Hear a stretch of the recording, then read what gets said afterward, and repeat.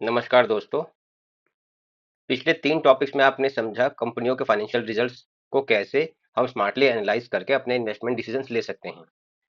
तो अब हमारे जो करंट के टॉपिक्स होंगे वो होंगे रेशियो से रिलेटेड, जो कि कंपनियों के जो फाइनेंशियल रिजल्ट्स हैं उनको एनालाइज करके निकाले जाते हैं और ये हमारे इन्वेस्टमेंट डिसीजन में एक स्ट्रॉन्ग कन्विक्शन देते हैं।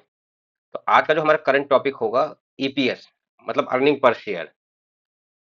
मुझे मालूम है कि मैंने अपने पिछले वीडियो में बोला था कि हम अगले वीडियो में प्राइस टू अर्निंग रेशियो को कवर करेंगे, मगर उससे पहले हमें ईपीएस को जानना पड़ेगा क्योंकि इसके बेस पे ही हम प्राइस टू अर्निंग रेशियो निकाल सकते हैं। तो यहां आप देखेंगे दो कंपनियां हैं, कंपनी ए और कंपनी बी। दोनों का शेयर प्राइस 500 रुपए है, लेकिन एक का ईपीएस है 50 रुपए और दूसरे का ईपीएस है 5 रुपए। क्या दोनों इक्वली अट्रैक्टिव है? जवाब है बिल्कुल नहीं, क्योंकि एक कंपनी जो कि कंपनी ए है अपने हर शेयर के पीछे 50 रुपए कमा रही है और वही दूसरी कंपनी बी अपने हर शेयर के पीछे 5 रुपए कमा रही है। तो शेयर प्राइस एक होने के बावजूद दोनों की जो अर्निंग पावर है वो अलग अलग है। तो अब हम कवर करेंगे कि जो नया इन्वेस्टर होता है वो इन्वेस्टमेंट शुरू करते टाइम क्या गलतियां करता है ईपीएस से रिलेटेड। उसकी कॉमन मिस्टेक में से पहली मिस्टेक होती है, वो होती है वो पहले आते ही सिर्फ शेयर प्राइस देखता है।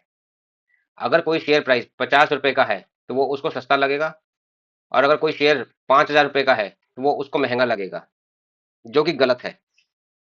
दूसरी गलती, नॉर्मली जो इन्वेस्टर होते हैं वो टोटल प्रॉफिट देखते हैं कंपनी का, वो पर शेयर अर्निंग नहीं देखते।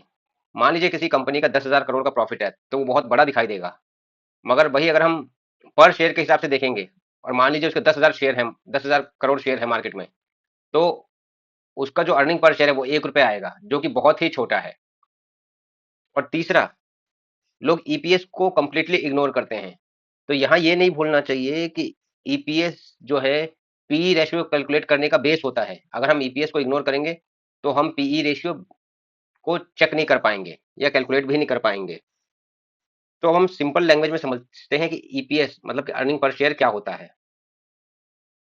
मान लीजिए ये एक कंप्लीट पिज्जा है और मार्केट में या फिर इसको लेने वाले 10 लोग हैं, तो अगर ये 10 लोगों में बराबर बराबर बांट दिया जाए तो सबके हिस्से में बड़े बड़े पीस आएंगे। तो जिसको हम मान लेते हैं हाई ईपीएस, कि मतलब लेने वाले जो लोग थे वो कम थे, तो सबको बराबर बराबर पीस मिला बड़े साइज का। और वहीं अगर ये 100 लोग आ जाएं और पिज्जा का साइज सेम रहे तो सबके हिस्से में बहुत छोटा छोटा पीस आएगा। इसका मतलब कि ईपीएस जो होगा वो बहुत लो होगा, कम होगा। तो यहाँ पे आप देखेंगे नेट प्रॉफिट चाहे कितना ही बड़ा हो, अगर टोटल शेयर की क्वांटिटी मार्केट में बहुत ज्यादा है तो उसका ईपीएस बहुत छोटा होगा। तो दोस्तों यहाँ देखेंगे आप ईपीएस कैलकुलेट करने का फॉर्मूला जो होता है नेट प्रॉफिट, कि प्रॉफिट एंड लॉस अकाउंट में जितना प्रॉफिट आ रहा है उसको हम डिवाइड करते हैं टोटल शेयर्स जो कि मार्केट में होते हैं उस कंपनी के। अगर किसी कंपनी के 100 करोड़ का प्रॉफिट है, नेट प्रॉफिट, और उसके जो शेयर है वो 10 करोड़ शेयर है मार्केट में, तो जो ईपीएस पर शेयर होगा वो 10 रुपए का होगा। तो इसको आप screener.in एक वेबसाइट है, उस पर भी चेक कर सकते हैं कि किस कंपनी का कितना ईपीएस चल रहा है। ये कोई बिजनेस प्रमोशन नहीं है इस वेबसाइट का, ये एक वेबसाइट है जिसपे आप नॉर्मली कंपनियों के फंडामेंटल्स आपको इजीली मिल जाते हैं। तो ऐसे ही मान लीजिए अगर किसी कंपनी का शेयर 1,000 करोड़ का प्रॉफिट है और उसके अगर 500 करोड़ शेयर मार्केट में है, तो उसका जो ईपीएस होगा वो 2 रुपए होगा, क्योंकि उसके शेयर भी मार्केट में ज्यादा है। तो ये आप सिंपल फॉर्मूला है, इसको आप नोट डाउन कर सकते हैं ताकि किसी भी कंपनी की जो ईपीएस है उसको वेरीफाई करना आपके फिंगर टिप्स पे हो।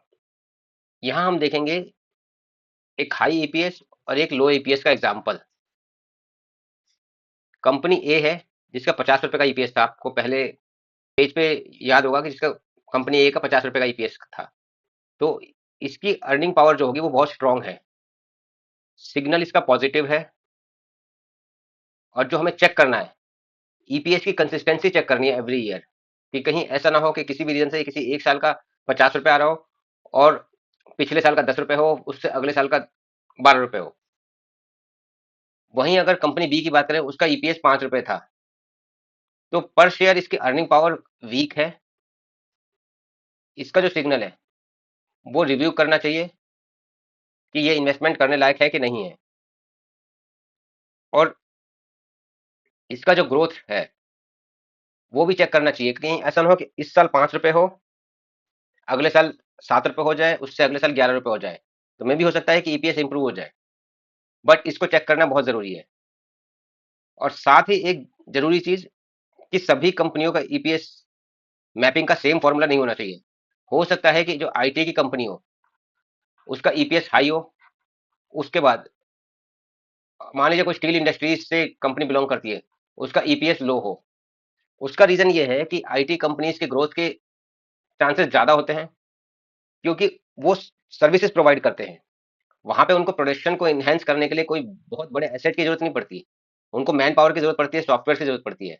जबकि वही अगर स्टील इंडस्ट्रीज की बात करें, तो यहाँ पे ईपीएस लो इसलिए रहता है कि अगर इनको अपने रेवेन्यू को बढ़ाना है, तो उसी रेशियो में उनको अपने प्रोडक्शन स्पीड को भी बढ़ाना पड़ेगा, जिसके लिए उनको एसेट्स चाहिए होंगे। तो इनकी ग्रोथ जो होती है वो एसेट बेस होती है, फिजिकल एसेट बेस। तो इसलिए इनकी ग्रोथ उस कंपैरिजन में नहीं हो पाती है जितने की आईटी इंडस्ट्रीज में होती है। तो इसलिए कभी भी किसी का ईपीएस चेक करें तो उस सेक्टर से रिलेटेड जो और कंपनियां हैं उनके साथ जरूर मैच कर लें। तो आगे हम एक वीक ईपीएस वाली कंपनी का एग्जांपल भी देखेंगे। यहाँ देखिए कि कंपनी सी है मान लीजिए, तो इसके 3 साल का ईपीएस देखिए। पहले साल में 8 रुपए था, दूसरे साल में अचानक 50 रुपए हो गया, तीसरे साल में फिर से 9 हो गया। तो जैसे मैं पीछे बात कर रहा था कि ये ना हो कि कोई कंपनी किसी अदर रेवेन्यू की वजह से एक पर्टिकुलर ईयर का ईपीएस बढ़ा दे, तो इन्वेस्टर्स को लगेगा कि इसके ईपीएस में बहुत बड़ा जंप आया है। बट वहां पे क्या है कि वो एक नॉन बिजनेस ट्रांजेक्शन की वजह से ईपीएस बढ़ गया है, तो जिसको हम कह सकते हैं कि ईपीएस ट्रैप। तो यहाँ आप देखेंगे कि इस कंपनी ने अपनी कोई प्रॉपर्टी बेची, जिसकी वजह से ये प्रॉफिट बहुत बड़ा हो गया उसका और ईपीएस भी बढ़ गया। तो इसको कहते हैं ईपीएस ट्रैप, जो कि वन टाइम प्रॉफिट की वजह से होता है। तो ऐसे केसेस में उसको हटा देना चाहिए। इसके लिए आप प्रॉफिट एंड लॉस अकाउंट में एक्सेप्शनल आइटम्स या फिर नोट्स पे अकाउंट्स में चेक करेंगे तो वहां पे आपको मिल जाएगा, जिसमें कंपनी को नोटिफाई करना चाहिए कि ये जो प्रॉफिट एंड लॉस अकाउंट में जो जंप आया है उसका मेन रीजन क्या है, और वो मेन कोर बिजनेस से रिलेटेड नहीं है। और इसके बाद हम देखेंगे कि इन्वेस्टर्स की जो पसंद होती है वो होती है कंसिस्टेंट ईपीएस ग्रोथ। तो ये एग्जांपल देखेंगे कि एक कंपनी है, उसका पहले साल का ईपीएस 5 रुपए था, अगले साल 60% बढ़ गया तो वो 8 रुपए हो गया, फिर उसके बाद 50% बढ़ गया तो वो 12 रुपए हो गया, चौथे साल में ये 18 रुपए हो गया। तो चारों साल लगातार कंसिस्टेंटली बढ़ रहा है। तो आपको इसी टाइप के जो इन्वेस्टमेंट अपॉर्चुनिटीज होती है उनको ढूंढना चाहिए। कभी भी किसी एक साल के बेस पे आपको इन्वेस्टमेंट डिसाइड नहीं करना चाहिए लॉन्ग टर्म के लिए। खासकर ट्रेडिंग में बेशक आप कर सकते हैं, बट लॉन्ग टर्म के लिए नहीं करना चाहिए। इसके बाद एक हम एडिशनल टॉपिक डिस्कस करेंगे जो कि ईपीएस से रिलेटेड ही है। वो है कि अगर कोई कंपनी अपने शेयर्स बढ़ा देती है, फर्दर शेयर इशू कर देती है फंड्स की वजह से, या ईसोप मतलब एम्प्लॉय स्टॉक ऑप्शन प्लान के अंडर में, तो वो भी कंसीडर करना चाहिए हमें इन्वेस्टमेंट करने से पहले। या फिर अगर इन्वेस्टमेंट कर दी है और किसी वजह से भी वो कंपनी अपने शेयर्स की क्वांटिटी बढ़ा रही है, तो हमें अपने इन्वेस्टमेंट को रिव्यू करना चाहिए। जैसे आपको पिज्जा वाला एग्जांपल याद होगा कि वहां पर अगर 10 लोग थे तो सबको बराबर बराबर बड़े पीस मिल रहे थे, और वहीं अगर कंपनी ने अपने शेयर और इशू कर दिए, 10 लोगों को और इशू कर दिए, तो वहां पे 20 लोग हो गए। तो हमारा जो हिस्सा हुआ वो 10वें हिस्से की जगह 5वां हिस्सा हो गया। मतलब जितना हमें हिस्सा पहले मिलता उसका आधा हिस्सा हमें अब मिलेगा। तो ये एक रेड फ्लैग होता है इन्वेस्टमेंट ऑप्शन को रिव्यू करने के लिए, कि अगर हम ऑलरेडी इन्वेस्टेड है या फिर इन्वेस्टमेंट करने जा रहे हैं, तो हमें ध्यान देना चाहिए कि कंपनी ने जो फर्दर शेयर इशू किए उसका रीजन क्या है। कहीं ऐसा तो नहीं है कि उसके बिजनेस में लॉस चल रहे हो, या फिर कैश फ्लो में ऑपरेशन से कैश नहीं आ रहा हो, जिसकी वजह से उसको अपने फर्दर शेयर इशू करके पैसे इकट्ठे करने की जरूरत पड़ रही हो। तो अब देखते हैं, जब भी हमें स्टॉक देखें इन्वेस्टमेंट करने की, तो ईपीएस से रिलेटेड 5 सवाल हमें जरूर पूछने चाहिए अपने आप से। तो पहला है, क्या ईपीएस पॉजिटिव है, लॉस में तो नहीं है कंपनी? अगर लॉस में है तो हमें इन्वेस्टमेंट नहीं करना चाहिए।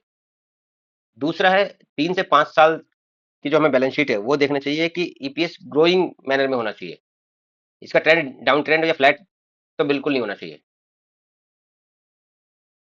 तीसरा है कि जो ग्रोथ हो वो कंसिस्टेंटली हो, ऐसा ना हो कि जैसे भी पीछे हमने देखा कि पहले साल में 8 रुपए थी, अचानक 50 रुपए हो गई, फिर अगले साल 9 रुपए हो गई, वो प्रॉपर्टी बेचने की वजह से। तो ऐसी ट्रांजेक्शन को अवॉइड करना चाहिए।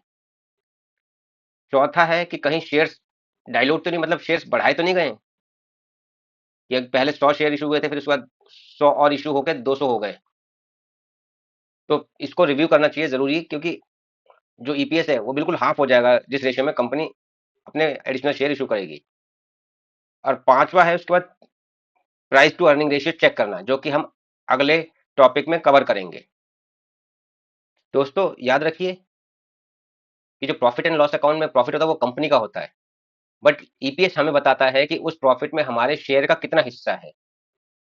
तो आज हमने कवर किया ईपीएस क्या होता है, उसका फॉर्मूला, ग्रोविंग ईपीएस हमेशा फेवरेबल होता है इन्वेस्टर्स के लिए, ईपीएस ट्रैप क्या होता है, ईपीएस डाइल्यूशन क्या होता है, और 5 वो स्टेप जो हमें इन्वेस्टमेंट करने से पहले ईपीएस के बारे में चेक करना चाहिए, जो कि हमारे इन्वेस्टमेंट को एक स्ट्रॉन्ग फाउंडेशन देंगे।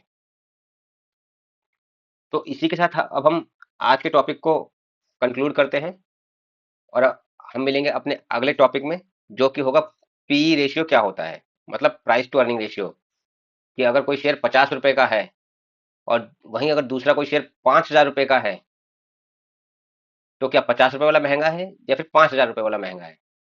प्राइमा फेसी देखा जाए तो नए इन्वेस्टर को लगेगा कि 5,000 वाला महंगा है, बट पी रेशियो के बेस में हम ये डिसाइड कर सकते हैं कि हो सकता है कि 50 वाला महंगा और 5,000 वाला सस्ता हो।